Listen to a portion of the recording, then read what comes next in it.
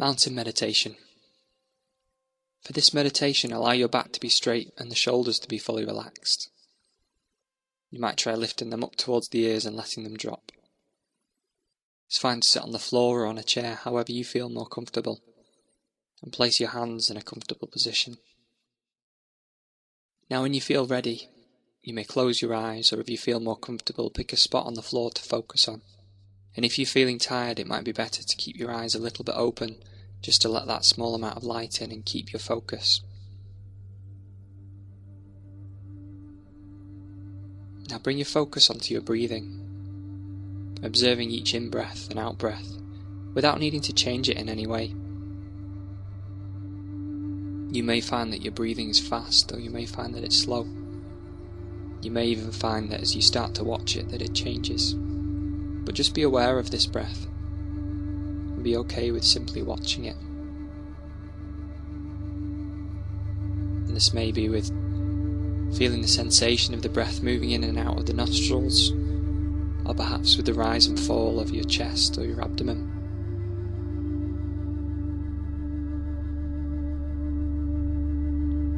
Just continue to observe your breath, and if you find your mind to wander, just acknowledge the thought or the distraction, and just bring your focus gently back to the breath.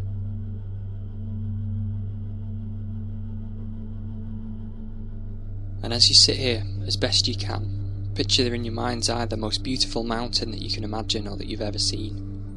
Just holding the image and the feeling of this mountain in your mind's eye, letting it gradually come more into focus, observing its oval shape and the lofty peak high in the sky, the large base rooted in the rock of the Earth's crust, its steep or gently sloping sides.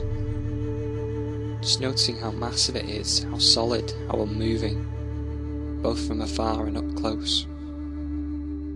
Perhaps your mountain has snow at the top and trees on the lower slopes. Perhaps your mountain has one prominent peak or several peaks. Whatever the image of your mountain, just sitting and breathing with this mountain, observing it and noting its qualities. And when you feel ready to, seeing if you can bring the mountain into your own body, so that your body sitting here and the mountain in your mind's eye become one. So that as you sit here, you share in the massiveness and the stillness of the mountain. You become the mountain, rooted in the sitting posture. Your head becomes the lofty peak, supported by the rest of the body and affording a panoramic view. Your shoulders and arms the sides of the mountain. Your legs the solid base, rooted to the chair or floor. Experiencing in your body a sense of uplift from deep within. With each breath as you continue sitting, becoming a little more a breathing mountain, unwavering in your stillness. Completely what you are, beyond words and thought, a centered and rooted, unmoving presence. Now as you sit here, becoming aware of the fact that as the sun travels across the sky and the lights and colours are changing virtually every moment in the mountain's rocky stillness. Night follows day and day follows night. The canopy of stars, the moon and then the sun. Through it all the mountain just sits, experiencing change in each moment, constantly changing yet always just being itself. It remains still as the seasons flow into each other and the weather changes moment by moment and day by day. Calmness, abiding all change.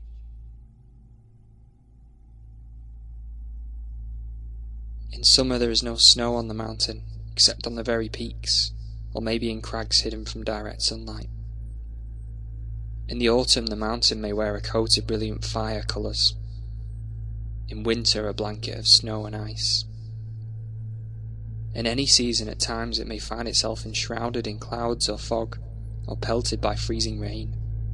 People may come and see the mountain and comment on how beautiful it is, or how it's not a good day to see the mountain, that it's too cloudy or rainy or foggy or dark. None of this matters to the mountain, which remains its essential self. Clouds may come or go. Tourists may like it or not. The mountain's magnificence or beauty is not changed one bit by whether people see it or not, or the weather. Seen or unseen. In sun or clouds. Hot or cold. day or night. It just sits, being itself. At times visited by violent storms, buffeted by snow and rains and winds of unthinkable strength, through it all the mountain sits. Spring comes and the birds sing in the trees once again. Leaves return, flowers bloom in the high meadows and on the slopes. Streams overflow with the melting snow. Through it all the mountain continues to sit, unmoved by the weather, by what happens on the surface, and by the world of appearances. And in the same way, as we sit in meditation, we can learn to experience the mountain. We can embody the same unwavering stillness and rootedness in the face of everything that changes in our own lives, over seconds, over hours, over years. In both our daily life and when we practice awareness, we experience constantly the changing nature of mind and body and of the outer world. We have our own periods of light and darkness, our moments of colour and our moments of drabness.